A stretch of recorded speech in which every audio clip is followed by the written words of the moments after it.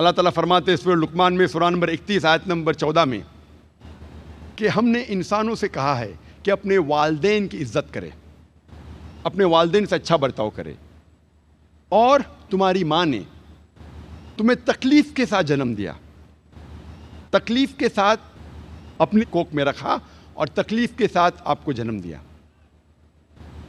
اللہ تعالیٰ پیغام کو دہراتے ہیں سورہ اعراف میں سورہ نمبر 46 آیت نمبر 15 میں، جس میں کہا گیا ہے کہ اے انسانوں، اپنے والدین کی عزت کرو، ان کے ساتھ اچھا برتاؤ کرو، اور تمہاری ماں نے تکلیف کے ساتھ تمہیں جنم دیا، اور تمہاری ماں نے 2 سال تک تمہاری پرورش کی پیدا ہونے کے بعد۔ اس کے اندر ویننگ کا ذکر ہے، میں نے آپ کو دودھ پلائی۔ یہاں اللہ سبحانہ و تعالی خواتین کا رتبہ حمل کی وجہ سے اور اونچا کرتا ہے۔ اور اکثر آپ دیکھیں گے میڈیا میں اسلام کے بارے میں غلط فہمیاں جو میڈیا پھیلا رہی ہے، اس میں ہمیشہ میڈیا یہ کہتی ہے کہ اسلام خواتین کو اپنے حقوق نہیں دیتا اور اسلام خواتین کو ذلیل کرتا ہے۔ یہ سمے نہیں ہے یہ الزام کو دور کرنے کا۔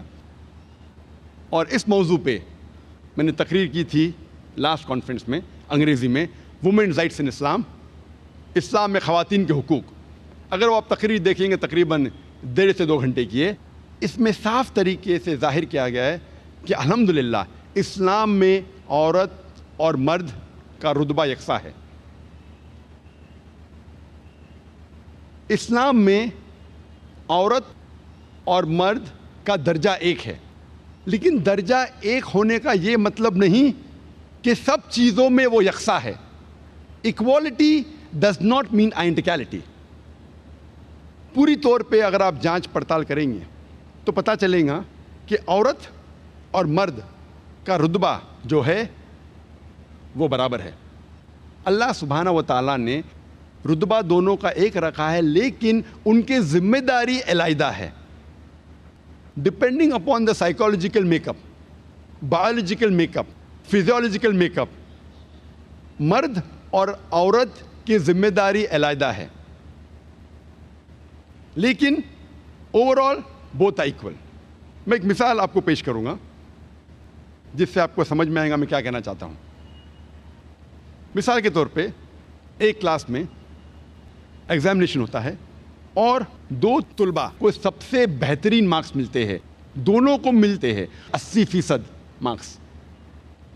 جب ہم تحقیق کرتے ہیں پتہ چلتا ہے کہ کویشچن پیپر میں 10 سوال تھے اور ہر سوال کا جواب دینے پہ طالب کو ملیں گے 10 مارکس میکسیمم۔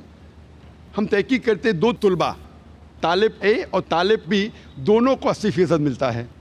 ان کا جب آنسر شیٹ ہم دیکھتے تو پتہ چلتا ہے کہ کویشچن نمبر 1 کے جواب میں طالب اے کو ملتا ہے 10 میں سے 9 مارکس، طالب بی کو ملتا ہے 10 میں سے 7 مارکس۔ تو آنسر نمبر 1 میں طالب اے کا رتبہ بی سے زیادہ ہے۔ Student A has a degree of advantage over B. سوال نمبر 2 کے جواب میں اسٹوڈنٹ بی کو ملتا ہے 10 میں سے 9 مارکس اور اسٹوڈنٹ اے کو ملتا ہے 10 میں سے 7 مارکس۔ تو جواب نمبر 2 میں اسٹوڈنٹ بی کا رتبہ اونچا ہے، student B has a degree of advantage over student A. باقی سارے 8 سوال کے جوابوں میں دونوں اسٹوڈنٹ اے اور بی کو ملتا ہے 10 میں سے 8۔ آپ جب حساب لگاتے ٹوٹل کرتے ہیں ہمیں پتہ چلتا ہے دونوں اسٹوڈنٹ کو اے اور بی، طالب اے اور بی دونوں کو ملتا ہے 100 میں سے 80 مارکس۔